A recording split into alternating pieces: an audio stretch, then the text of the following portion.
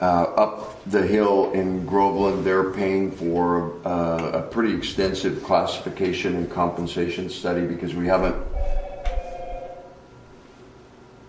really done that to look at how if we're having difficulty in attracting and retaining employees, how we compare to other entities, you know.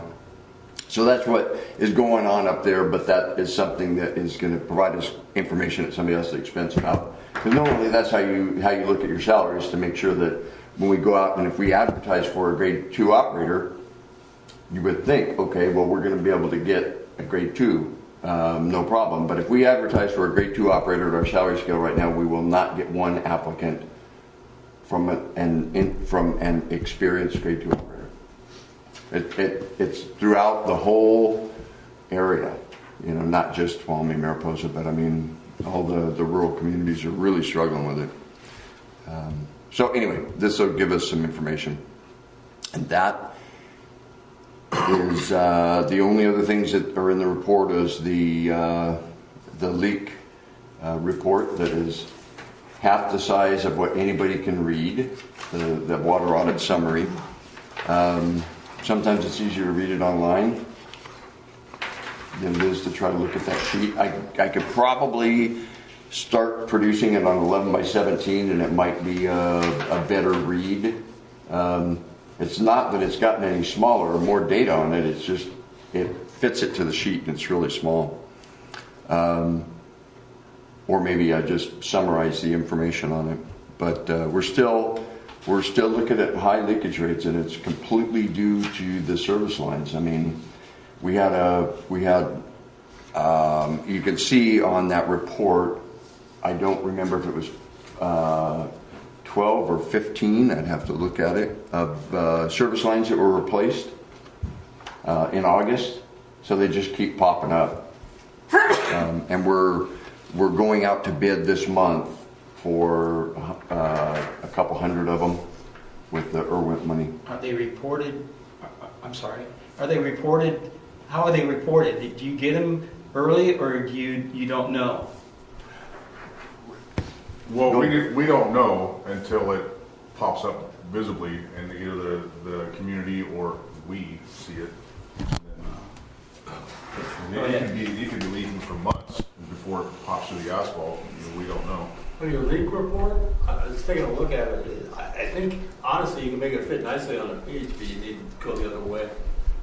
It'd be pretty simple to do this thing, because then the data, instead of being underneath, it would be on the right-hand side of it. You'd have plenty of page. It would compress the whole thing. Yeah, it should be. I mean, you know, it tells a story. I've also added the raw water information in there. In a little block in the middle, and the reason I did that is because we had a conversation about how much water are we losing in other areas, okay, on that raw water transmission. And even though the leak continues there, when you look at the amount of water that's pumped from the lake, and that's metered, plus the amount of water that's pumped from the wells, and that's metered, and you add that up and you calculate in the change in the tank level out here, okay, because it may be empty when we read it 1 month and then full the next, so you got a couple acre feet stored in there.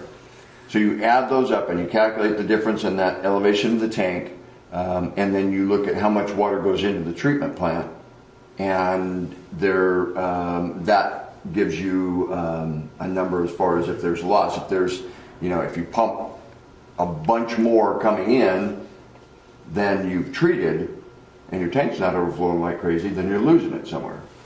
And there's not as much loss as I thought in that right now, even with that leak going on.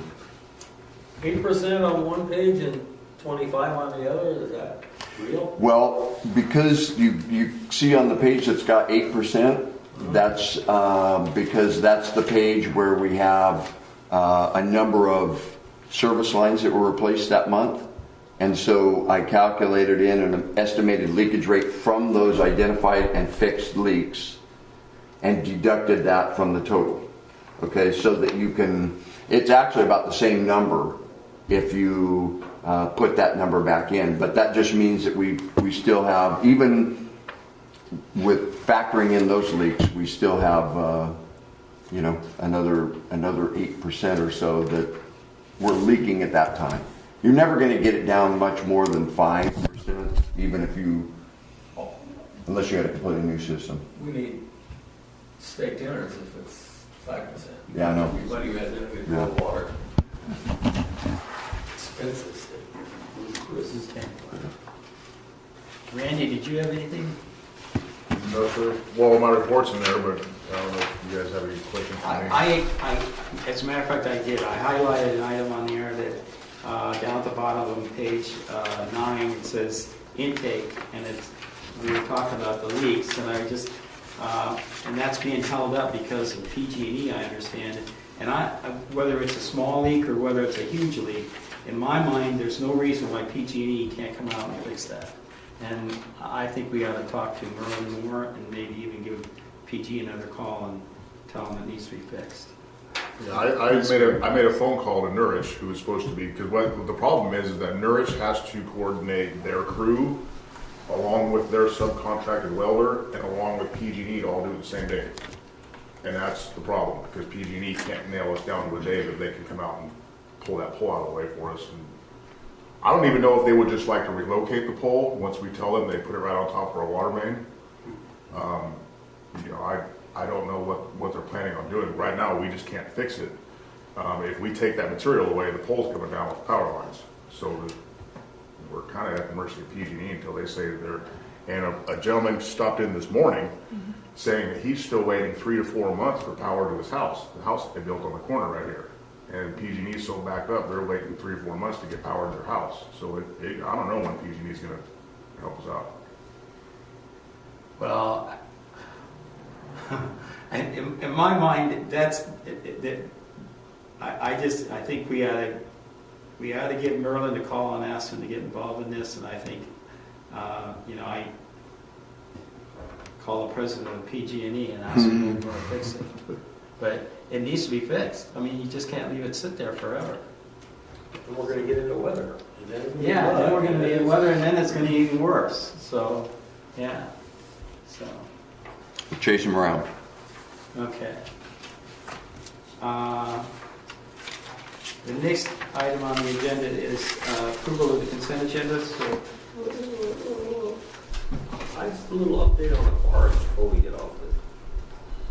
Anything to say about the barge? They've removed the motors and cut the old motor pods out and are starting to fabricate the new pods for where the pumps are going to go. That was as of an hour ago. Does it look good to you? It looks like they cut apart a boat. You know, let's hope that when it all goes back together, it looks pretty. But right now, you know, our barge went from barge to it's cut apart. But no surprises. No surprises. From the inside, the interior integrity is cherry. The boat's brand new on the inside still. Well, the inside of the tank. Yeah, yeah. I got into each one of the bulkheads and float. Yeah, the float. That's big. it's actually the whole thing is a float. The whole thing is. Yeah, right. But the inside is looking good. It's brand new still. Everyone was shocked when we cut into that and stepped inside. It's all brand new still. Cool. And there's an incredible amount of structural support in there, and I mean that thing is a tank. Now I know why it's so hard to move. It's unbelievable with the C channels and the I beams and it's just. Going back the other chair, what was decided on the outboard? Anything? I just had a conversation with them to hold off until, you know, hold off until they get everything else done, and you know, if only if it needs to be purchased for the purpose of fitting anything up or, you know, testing and delivery or whatever, you know. Perfect. That's the main thing is we got to get it out there, we got to test it, and we got to do a balance test, float test, that kind of stuff, you know. So anyway. All right, can I move on? So the next item on the agenda is approval of the consent agenda. Move approval of consent agenda. Can we make that motion with Move approval with corrections because on 5A, I accidentally left Emery Ross's name in the yes votes, but he voted no. I have him as a no, and I have the votes carried as a 3-1-1, which is correct. But under the yes votes, I accidentally left his name in there, so I need to remove that. So if we Okay, could do so- it with You guys corrections. are voting yes or no? Yes. So move approval with corrections. And- Do I have a second? Sure. Okay. Okay. So all in favor, signify by saying aye. Aye. We assume that one public doesn't have comments, I assume, Um, right? No comment? Oh, Okay. yeah, don't be afraid to interrupt me if you need to make a comment. All right. So let me move on to the next item, which is, by the way, the approval agenda was approved. We have one absent, so we had 4 in favor and 1 absent. And the next item is adoption of the resolution accepting dedication of the water system improvements to serve the Dollar General store located on Las Plumas. So I still don't have the ability to be able to make a recommendation or provide you a resolution because they have not provided the information that they need to per their agreement that we entered into for us to be able to accept the water main. To bring you back to what occurred there, it's normal when you have a development project come in that you enter into agreement with them to construct infrastructure. And in this case, they had to upsize a section of water main and make the service connections back on that new main and abandon the old. And that was to be able to provide the fire hydrant that's in front of the building to give them fire flow so that they could meet the fire building requirements. Then, once the infrastructure is built by them under our inspection, then they're required to pay for an engineer certification that it was constructed to our standards, which is basically just coordination between Randy and Elizabeth, and get a letter from Elizabeth that says that it's been done in that way. They have to provide as-built drawings, which shows us exactly what was built and where, because when you get out in the field, many times things change, and they did here. They have to provide a cost accounting of the infrastructure that they put in, because we're going to take it on as an asset. We have to put it on our books as an asset, and then we start to depreciate it. And also, it allows us to be able to enter into agreement, because if they had to put in a larger main and somebody else connects to it, there's capacity in that main that can go back to the developer.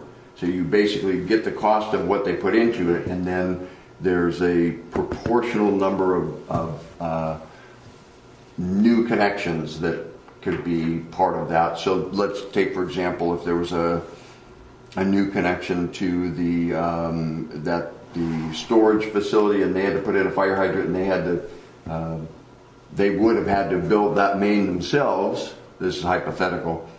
Then they can connect onto it. It was the expense of the Dollar General, and they get reimbursed for a certain amount of it for a period of 10 years. But they also have to provide us a maintenance bond that lasts a year from the time that we take it on. Standard public works stuff. The dilemma is right now, they built it, we haven't accepted it, so we don't own it. That is like a private water main that they own, and if it just served their store, it wouldn't be a big deal, but it serves the residences that are there also. And so it is a concern. I mean, it's not that we don't have control over it, it's just if it breaks, if it causes any damage, if it creates a sinkhole, anything like that, it's at their expense at Dollar General's. So they need to get with the program and get us I believe we're good on the as-built drawings probably, but they need to put another deposit down because it's we've spent all of their deposit and more, so they need to reimburse us for those expenses. They've got to get the maintenance bond, and they have to give us a cost accounting. It's really simple stuff. It's just a spreadsheet that says here's how much we spent on that water main. But we notified them, I don't know how many months ago, because I knew this was going to happen. I knew it was going to be right up to the end, and I figured the county was going to hold up their grand opening based on the fact that we weren't going to sign off on it. Well, the county didn't even notify us. They just signed off on it, and then all of a sudden it was opening, you know, because there was already water there. So we, our only recourse right now is saying, hey, we're not going to accept it, and you own it, and you got a liability, and or push it and say, well, you know, you're not in compliance with all the regulations, and we'll lock you off, turn your water off. And then they'll get with the program. So we're hoping that they'll get us a deposit, they'll get us the accounting and everything else, and then I'll have this on the agenda next month. But if they don't do anything between now and next month, if they're just non-responsive like they have been, you know, over the last few weeks, I'll probably I'll let you know we'll be locking them off, you know. But we'll give them another month to get it. They have disability people that use the toilet there. They couldn't shut them off. Nah, not yet. When it goes into effect in 2020, yeah, I could just imagine. Yeah. But it's, you know, it's just a matter of, it's just a process. That's why there's a deposit that they give us, because my time, Cindy's time, Randy's time, the engineering time, all of that gets deducted from that deposit so that our existing customers don't pay the cost of getting this done. So anyway, just I thought that maybe they'd have it all submitted, and but Is this a good motion then? no. Okay, I mean, I wouldn't even do it conditionally. okay. I've had to go to, I had to be an expert witness in a case where the board adopted a conditional resolution accepting something, you know, conditioned on them doing this, and they never did, and the developer went bankrupt, and then came back and tried to get some money out of the, you know, out of the district for. So anyway, it's better to just wait. We'll wait a month and get that information from them. Any further discussion on this? Nope. All right, then we'll move on to the next item.